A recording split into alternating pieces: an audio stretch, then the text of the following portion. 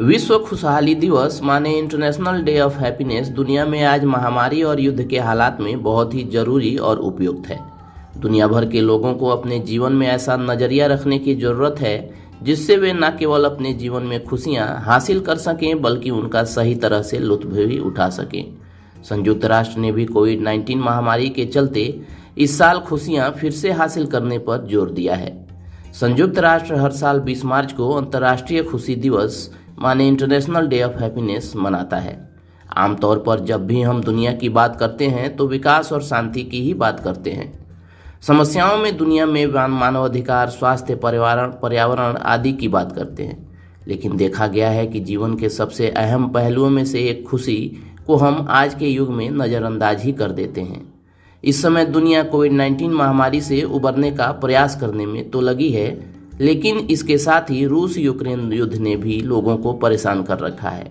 ऐसे में अंतर्राष्ट्रीय खुशी दिवस की प्रासंगिकता और भी बढ़ जाती है। संयुक्त राष्ट्र महासभा ने 12 जुलाई 2012 को इस दिन को मनाने का संकल्प लिया था। तब से यह दिन दुनिया भर के लोगों में खुशी के महत्व को याद दिलाने के लिए मनाया जाता है। इस दिवस को मनाने के पीछे मशहूर समाजसेवी जेमी एलियन के प्रयास हैं, जिनके विचारों ने संयुक्त राष्ट्र के तत्कालीन महासचिव जनरल बान की मून को प्रेरित किया और 20 मार्च 2013 को अंतर्राष्ट्रीय खुशी दिवस के रूप में मनाने के लिए ऐलान किया।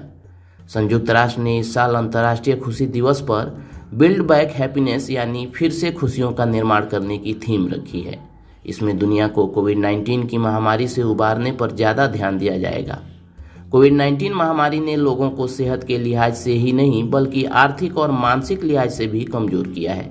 ऐसे महामारी के हालात ने दुनिया को फिर से खुशियां हासिल करने की जरूरत पर बल दिया जा रहा है। देखा जाता है कि दुनिया भर की सरकारें लोगों की समस्याएं सुलझाने, उन्हें सुविधाएं देने और विकास कार्यों में ज़्यादा उलझी रहती हैं। इस प्रक्रिया में उनका इस बात पर ध्यान ही नहीं जाता है कि लोक कल्याणकारी राज्य के लक्ष्यों के लिए जो कार्यक्रम उन्होंने तय किए हैं वे खुशी पाने के लिए कितने कारगर हैं। इस नज़रिए से यह दिवस बहुत अहम हो जाता है। इस समय दुनिया रूस यूक्रेन युद्ध की वजह से चिंतित है। भले ही उम्मीद खत्म नहीं हुई है, युद्ध खत्म होने के आसार बहुत आशाजनक भी नहीं हैं। तीसरे विश्व युद्ध की आशंका भी कायम है। ऐसे में जरूरी है कि हम अपना धैर्य बनाए रखें और शांति के लिए प्रयासों को कायम रखें।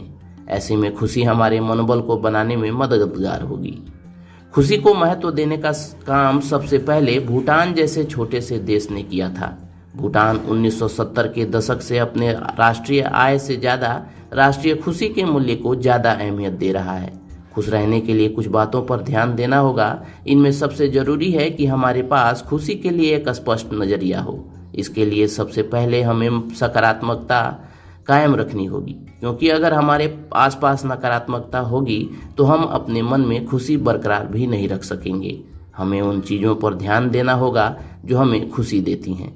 चलिए दोस्तों, आज के इस वीडियो में इतना ही। मिलते हैं अगले वीडियो में। तब तक keep searching for knowledge and try to be a kind person.